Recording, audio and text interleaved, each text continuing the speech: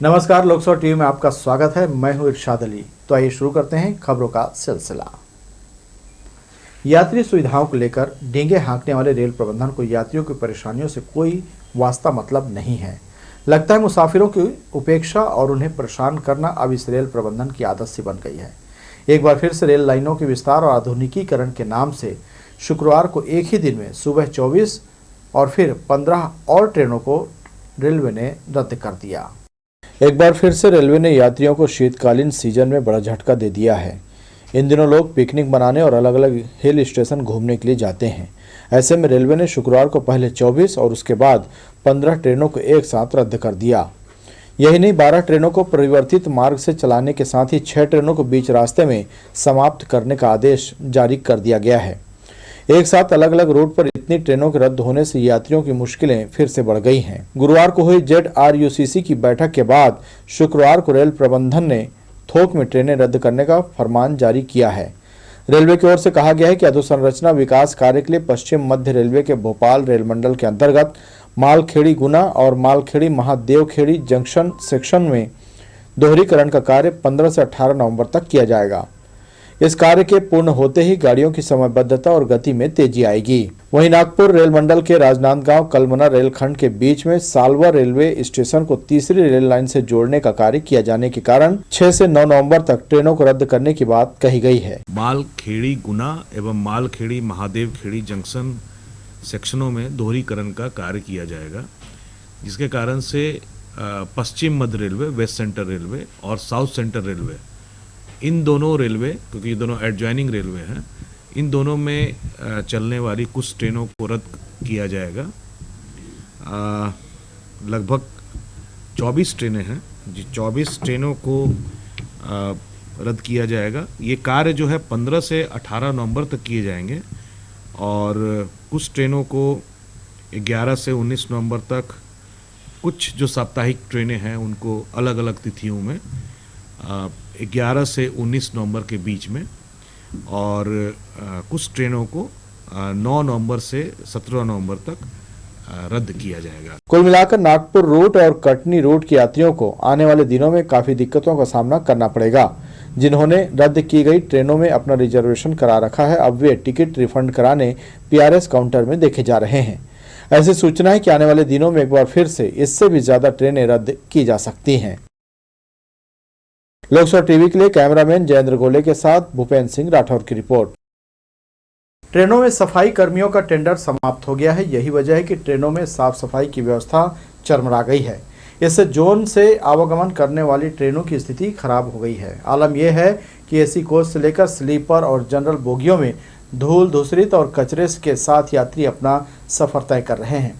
इस संबंध में जोन के सीनियर PRO से पूछा गया तो उन्होंने बताया कि जल्दी ट्रेनों की साफ सफाई की व्यवस्था दुरुस्त कर ली जाएगी। इसके लिए कर्मचारियों को निर्देशित किया गया है। हमारी ट्रेनों में जो है OBHS सिस्टम जो है, on board house keeping system है, वो लागू किया गया है, जिसमें जो है सफाई कर्मी चलती हुई ट्रेनों में सफाई करते हैं और ट्रेनों को साफ करने का प्रयास करते हैं। जैसा कि आपने बताया है कि कुछ ट्रेनों में गंदगी की शिकायत मिली है, तो हम इस पर तत्काल संज्ञान लेते हुए ट्रेनों में साफ सफाई को ठीक करने का पुनः प्रयास करेंगे। वन विभाग CCF उड़नदस्ता बिलासपुर में पदस्थ फॉरेस्टर गजेंद्र गौतम को एंटी करप्शन ब्यूरो की टीम ने फर्नीचर संचालक से लाइसेंस बनाने के एवज में भया दोहन कर 50,000 रुपये रिश्वत मांगने के आरोप में गिरफ्तार किया है। DSP सपन चौधरी ने बताया कि घटना 29 सितंबर 2022 की है। उसलापुर ब्रिज के पास संचालित सत्या फर्नीचर के संचालक बाबू प्रधान के पुत्र सत्यभान प्रधान ने ACP बिलासपुर से शिकायत की थी कि CCS उड़नदस्ता बिलासपुर में पदस्थ फॉरेस्टर गजेंद्र गौतम लाइसेंस नवीनीकरण के नाम पर 50,000 रुपये की मांग कर रहा है और फर्नीचर संचालक को डरा धमकाकर 33,000 रुपये ले भी चुका है। शेष रकम को पाने फॉरेस्टर ने लगातार फर्नीचर संचालक के ऊपर दबाव बनाया। संचालक ने इसकी शिकायत एंटी करप्शन ब्यूरो से की। अधिकारियों ने शिकायत को जांच में सही पाया और इस आधार पर फॉरेस्टर गजेंद्र गौतम को रंगे हाथों गिरफ्तार कर लिया। गन्ना बेच रहे युवक की महिला पुलिस ने सरेराह पिटाई कर दी। राजेंद्र नगर निवासी लक्की सारथी के अनुसार वो एकादशी पूजा के लिए बृहस्पति बाजार में शिवाजी चौक के पास गन्ना बेच रहा था।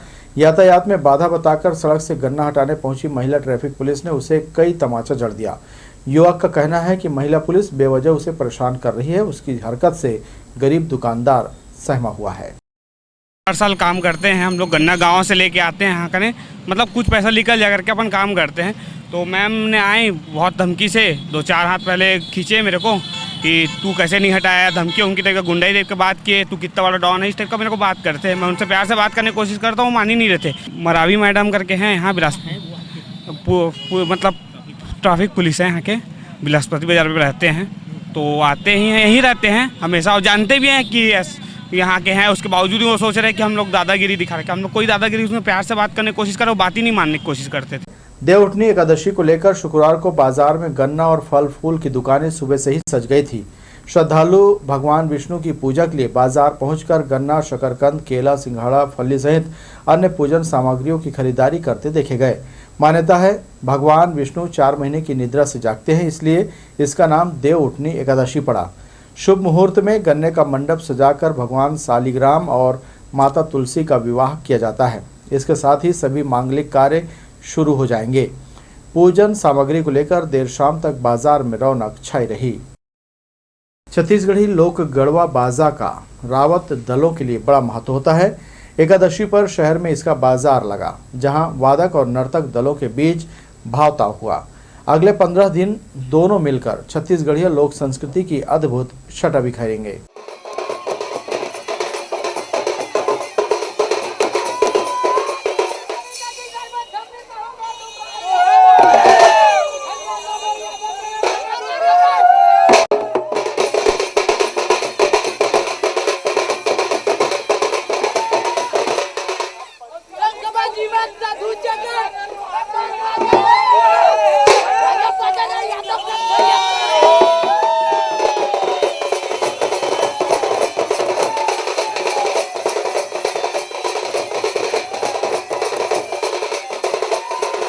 ऊंची आवाज में दोहा बोलकर यदुवंशी संगीत की धुन पर जब नृत्य करते हैं तो दर्शक ठिठक जाते हैं। इसकी शुरुआत एकादशी से 15 से ज्यादा दिनों तक चलती है। शनिश्चरी में एकादशी पर एक दिन का अनोखा बाजार लगता है, जहां छत्तीसगढ़ के अलावा ओडिशा से गढ़वा बाजा दल पहुंचते हैं। इसकी रावत नृत्य में अहम भूमिका होती है। इस बरस 50,000 से लेकर गढ़वा बाजा दलों ने 1.25 लाख तक मांगा। औसत 70 से 85,000 में सौदा पक्का हुआ। यादव समाज में हर साल बाजा लगाने के लिए यहाँ आते हैं, और हमारा जो त्यौहार है एकादशी, इसमें हम लोग बाजा लगा के ले जाते हैं और गांव में उत्सव मनाते हैं। बाजा जो है 80-85 ये लगभग में आ रहा है। पहले तो जो 60 है 65 है ऐसे में था, लेकिन पहले से जो ज़्यादा बढ़ गया महंगाई, लॉकडाउन से इस टाइम में बहुत महंगाई हो रहा है। हमारा बाजा जो 75,000 में हुआ है अभी। कहाँ से है? ओडिशा से है। 8 सदस्यों वाले छत्तीसगढ़िया गढ़वा बाजा में निशान यानी गढ़वा, मोहरी, ढोल, ताशा, वाद्य शामिल होता है। इसकी धुन पर यदुवंशी मदमस्त होकर नृत्य करते हैं। वादक और नर्तक दल नचकार के बिना अधूरा है। भाव का ताव उसी दल को मिलता है जिसके साजिंदे पारंगत और नचकार यानी परी अपनी अदाओं से यदुवंशी को खूब नचा सकती है। हम लोगों के पास संगीत है सर। हाँ, क्या दल में क्या जान रहता है? उसमें निशान 2 निशान रहता है, एक दपड़ा रहता है, एक टिमकी रहता है और 2 डांसर रहता है। उससे हम लोग रात लोगों को नाच करवाते हैं। परी क्या है? हाँ है ना, डांसर है। कोई भी आदमी का मन मोह लेता है ऐसा। हाँ, उसके बिना तो नहीं चलता है। इस बार अब पौड़ी जा रहे हैं हम लोग, गनियारी पौड़ी। वो 85,000 में सर। कोई भी बाजा वाले के साथ जाते हैं तो मतलब गाना कैसे तरीके से गाना चाहिए, कौन सा सुर ताल में गाना चाहिए, कौन से रिदम में गाना चाहिए, ये मतलब सीख मिलता है हम लोग को, उन लोगों से हमको। आप लोगों का क्या भूमिका रहता है? हम लोगों का भूमिका ये है कि हम लोग अच्छे अपने से बड़ों से अच्छे से सीख ले, अच्छे से मतलब हम लोग डांस कर ले, मतलब ये हमारा भूमिका है। तो किसके बिना दल अधूरा है? ये हम लोगों के बिना क्या क्या है पूरा मतलब हमारा कहने का मतलब ये है कि हमारे वेशभूषा से हैं और ये मेकअप है, ये मतलब सजावट, ये इससे ही मतलब ना दल अच्छा रहते हैं। सारे दिन में यहाँ करीब 40 लाख का सौदा हुआ, जिसमें 30 से 40 वादक दलों को बुक कर यदुवंशी साथ लेकर चल दिए। अब दोनों मिलकर लोक नृत्य की अद्भुत छटा बिखेरेंगे। कैमरामैन जय साहू के साथ दिलीप जगवानी, लोकसो टीवी, बिलासपुर। संत नामदेव की 752वीं जयंती के अवसर पर यज्ञ कर समाज के कल्याण और परिवार की समृद्धि के लिए स्वजनों ने आहुतियां डाली। नामदेव समाज विकास परिषद ने यह आयोजन शुक्रवार को गोड़पारा के सामुदायिक भवन में किया। वरिष्ठ जनों के मार्गदर्शन में नामदेव समाज विकास परिषद ने कार्यक्रम का आयोजन किया।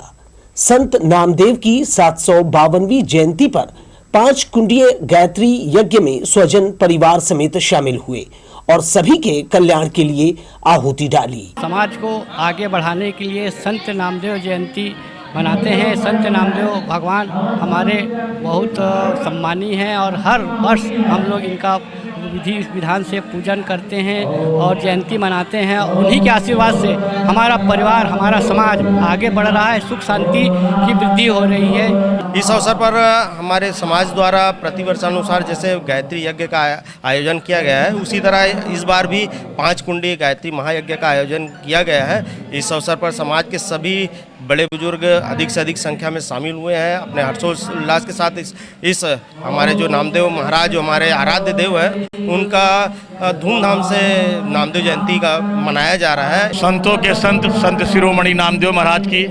752वीं जयंती के अवसर पर 5 कुंडी महायज्ञ का आयोजन रखा गया है, जिसमें समाज की भारी संख्या में उपस्थित होकर भवन कुंड में अग्नि को हवन कर समाज के लिए, समाज के हर वर्ग के लिए संकल्प लिए हैं कि सब सुख शांति समृद्धि समाज के हर व्यक्ति को प्राप्त हो। समाज के विकास और सेवा कार्य के लिए सदस्यों ने मुक्त हस्त से राशि का सहयोग किया। संत नामदेव के बताए मार्ग पर चलकर उनका समाज सभी क्षेत्रों में उन्नति कर रहा है। कार्यक्रम में महिलाओं की भागीदारी उल्लेखनीय रही। सामुदायिक भवन से रैली की शक्ल में निकलकर सभी गोड़पारा के दर्जी मंदिर पहुंचे, जहां नामदेव की प्रतिमा पर माल्यार्पण कर कार्यक्रम का समापन किया। कैमरामैन जय साहू के साथ दिलीप जगवानी, लोकसो टीवी, बिलासपुर। छत्तीसगढ़ कुर्मी क्षत्रिय चेतना मंच के 6 नवंबर को होने वाले अधिवेशन में मुख्यमंत्री भूपेश बघेल शामिल होंगे। प्रेस वार्ता में बताया गया कि सरदार पटेल जयंती और शपथ ग्रहण का संयुक्त आयोजन इस मौके पर किया जाएगा। प्रेस कॉन्फ्रेंस को संबोधित करते हुए प्रदेश अध्यक्ष लक्ष्मी कुमार गहवई ने बताया, छत्तीसगढ़ कुर्मी क्षत्रिय चेतना मंच सामाजिक एकता पर लगातार जोर दे रहा है। 1993 से समाज में चेतना संचार का प्रयास अनवरत जारी है।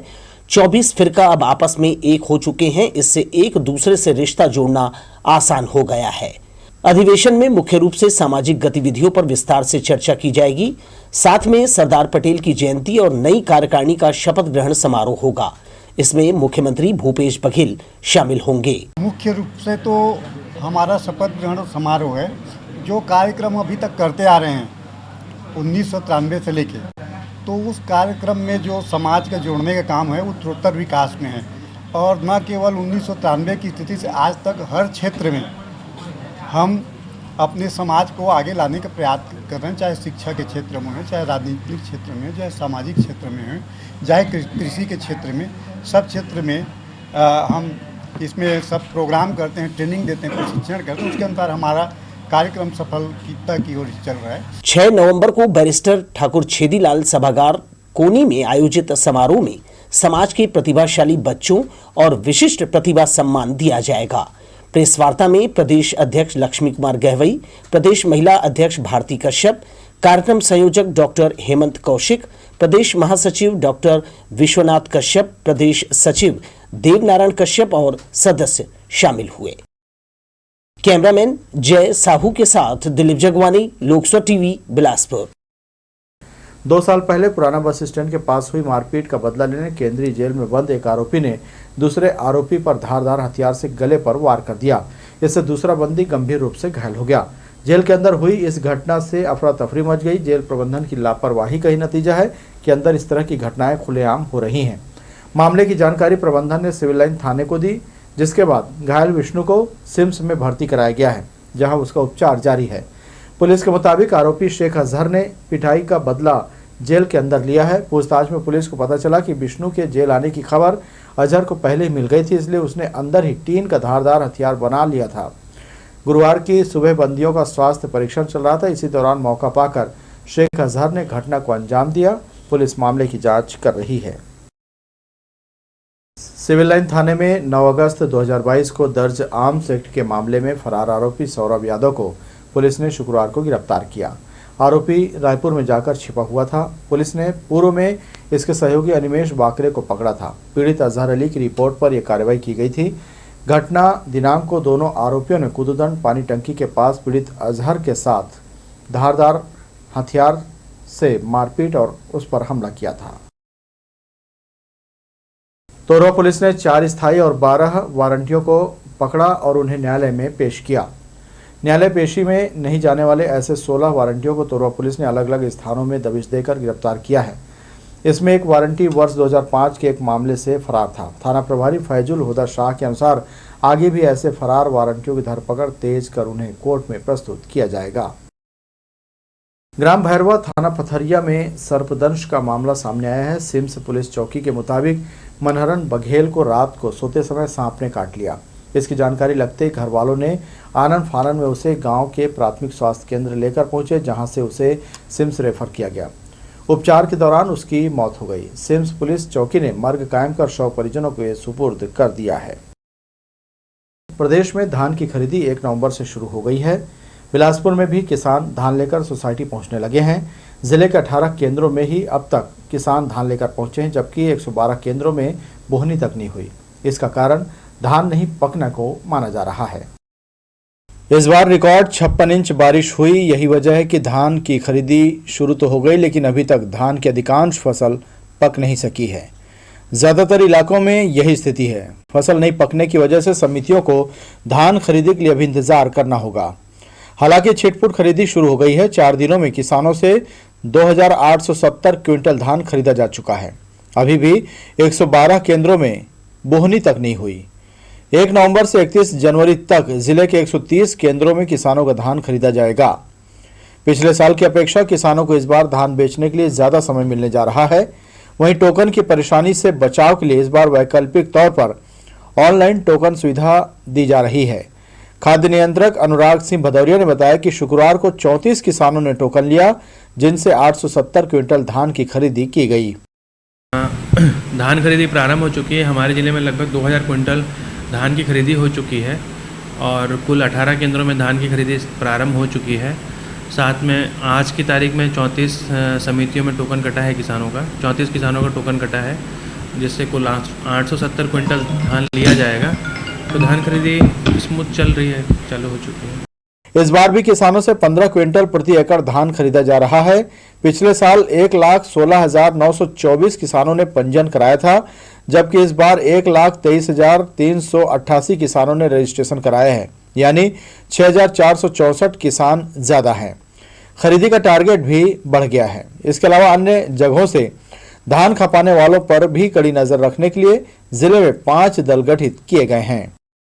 बाहर से आने वाले धान पे अंतर्राज्यीय बॉर्डर हमारे जिले की सीमा से नहीं लगता है, परंतु इसके पश्चात भी हमारे जिले में 5 दल का गठित किया गया है, जो लगातार अंतर्राज्यीय बॉर्डर या फिर अवैध धान के में निगरानी कर रहे हैं।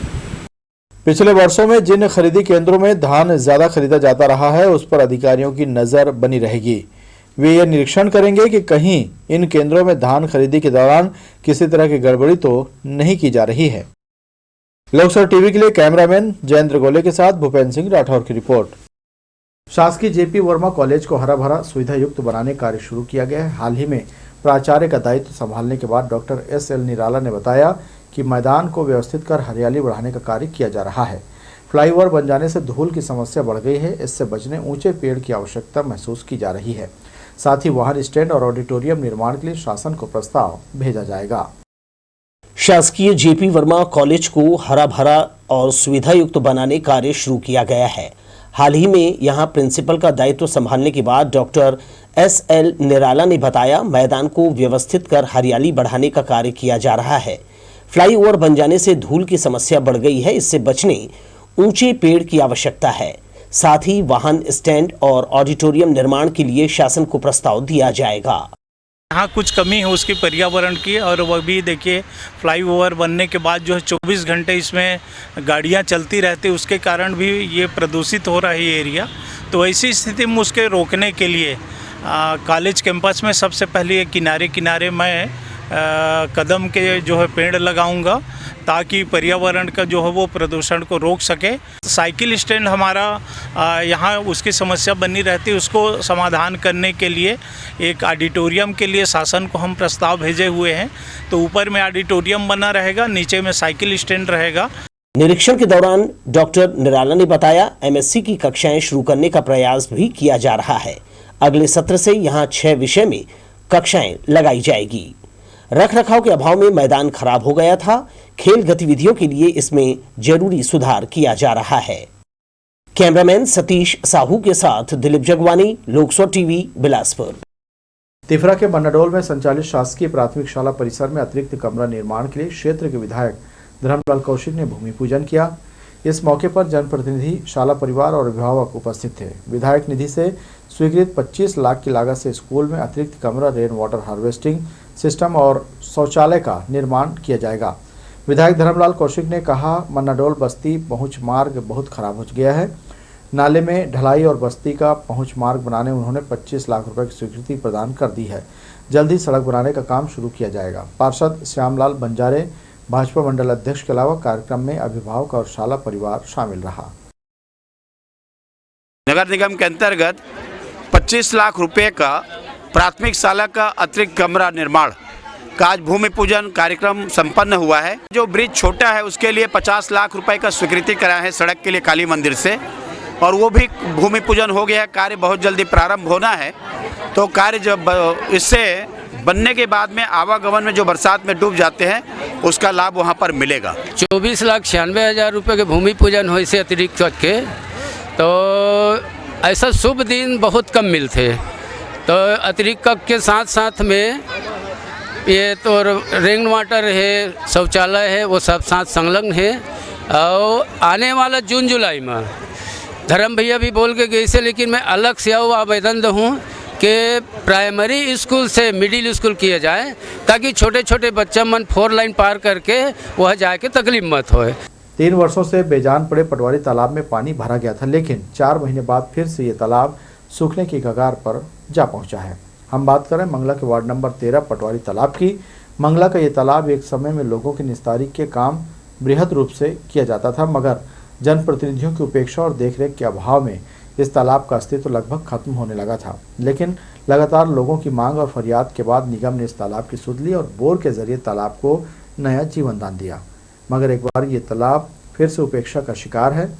अब आलम यह है कि आज की स्थिति में यह तालाब गंदगी से अटा पड़ा हुआ है। सिम्स परिसर में इंटरलॉकिंग टाइल्स लगाया गया था, जो अब पूरी तरह से निकल चुका है, जिसके कारण परिसर में किसी भी पल कोई भी घटना घट सकती है। दरअसल टाइल्स निकलने के बाद उसी स्थल से वाहनों का आना जाना बना रहता है। मरीजों को लेकर आने वाली एम्बुलेंस और दूसरी गाड़ियों की वजह से टाइल्स के छिटकने या फिर गड्ढे की वजह से मरीजों को परेशानी हो सकती है। राज्य स्थापना दिवस के अवसर पर छत्तीसगढ़ में 1 से लेकर 3 नवंबर तक जोरदार उत्साह मनाया गया। राजधानी रायपुर में 3 दिवसीय राज्योत्सव के साथ ही राष्ट्रीय आदिवासी नृत्य महोत्सव का भी आयोजन किया गया। इस दौरान देश ही नहीं बल्कि विदेशों के भी आदिवासी कलाकार यहां अपनी संस्कृति और लोक कला का प्रदर्शन करने पहुंचे थे। गुरुवार को आदिवासी नृत्य महोत्सव का समापन हो गया, जबकि मुख्यमंत्री भूपेश बघेल ने इस स्थल पर मेला और प्रदर्शनी लगे रहने के लिए 3 दिन की अवधि और बढ़ा दी है। तीनों दिन यहाँ रंगारंग कार्यक्रमों में न सिर्फ राजधानी बल्कि प्रदेश के अन्य लोगों का खूब मनोरंजन किया गया। देश के अलग अलग राज्यों के कलाकारों ने न सिर्फ अपने नृत्य कला का प्रदर्शन किया, बल्कि अपनी संस्कृति से भी प्रदेशवासियों को परिचय कराया। छत्तीसगढ़ के परंपरागत गहने, पकने वाले पकवान के अलावा तमाम चीज़ों को आम लोगों को देखने और सुनने का अवसर मिला। आइए हम आपको लिए चलते हैं तीसरे और अंतिम दिन के नृत्य की एक झलक दिखाने, जहां अलग अलग राज्यों के कलाकारों ने अपनी प्रस्तुतियां दी हैं।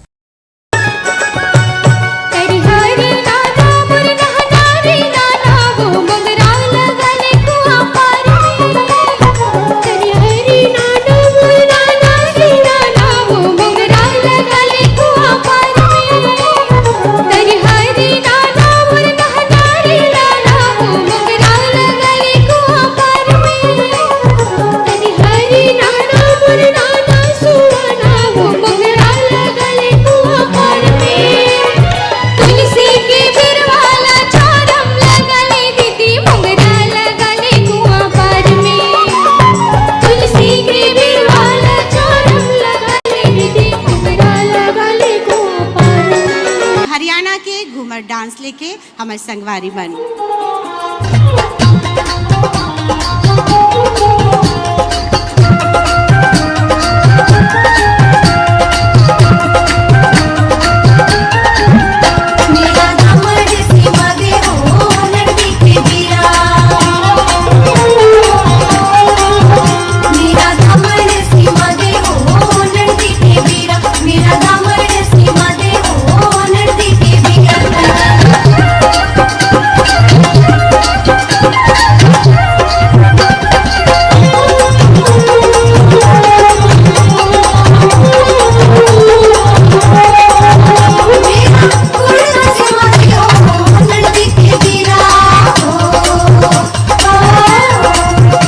आपके सामने आंध्र प्रदेश के टीम लभांडी नृत्य की प्रस्तुति करत हवे।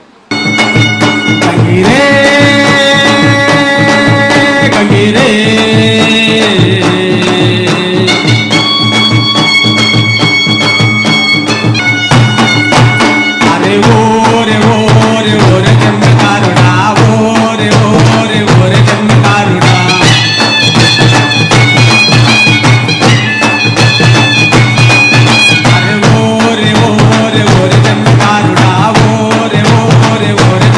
విత్తనాలు వేసిన వెలేవిడి, పొలంలో విత్తనాలు వేసిన వెలేవిడి.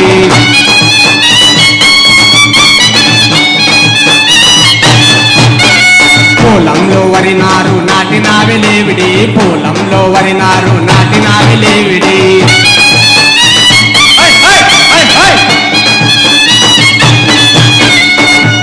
अरे वो रे जन्मदारुड़ा। जजेस को बताना चाहेंगे कि नृत्य का नाम है रित किनोंग किकन, असम का नृत्य।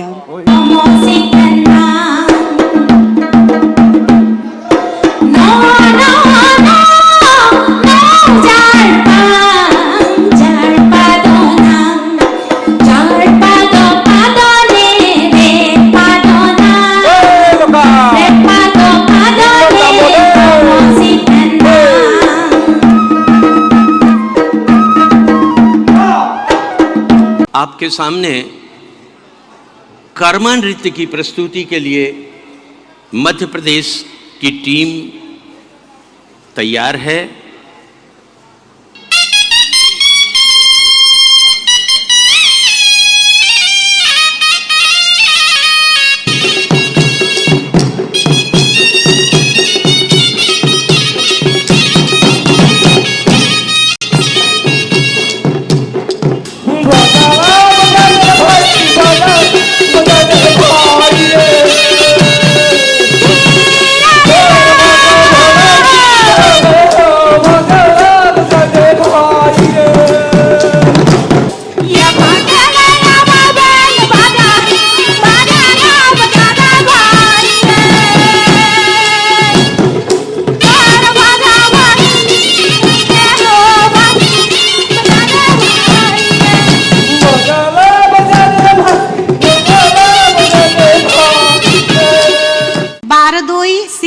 बोडो जनजाति का लोक नृत्य है जो फसल बुनाई से पहले युवक युवतियां करते हैं अच्छी बारिश की प्रार्थना के लिए।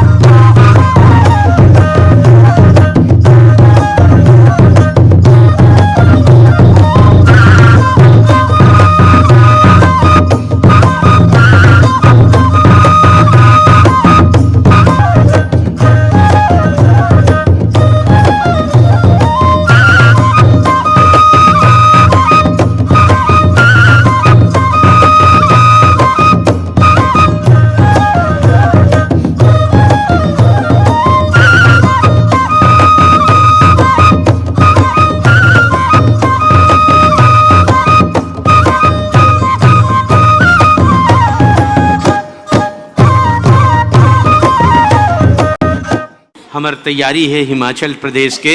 एक बार प्लीज जोरदार तालियों के साथ हमारे इन कलाकारों का हौसला अफजाई करें।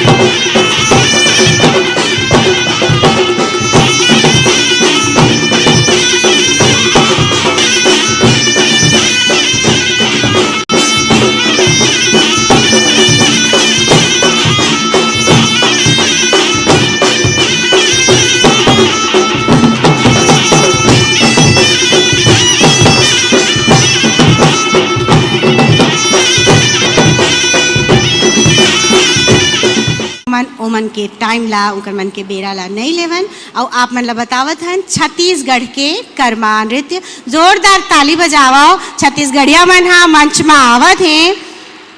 बूढ़ा देवता देवता पुरखा के देवता कर माया जागा। बूढ़ा देवता देवता पुरखा के देवता कर माया जा।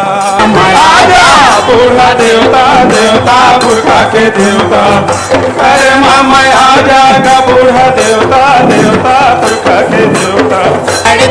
भैया नहीं है दूर जाना हवे ना जरूर। हृदय माया के समाजा देवता हृदय माया के समाजा। देवता हृदय माया के समाजा। देवता देवता पुरखा के देवता। तो ये थी हमारी लोकसभा टीवी की तमाम खबरें। अगले बुलेटिन में आपसे फिर होगी मुलाकात। तब तक के लिए इरशाद को दीजिए इजाजत। नमस्कार।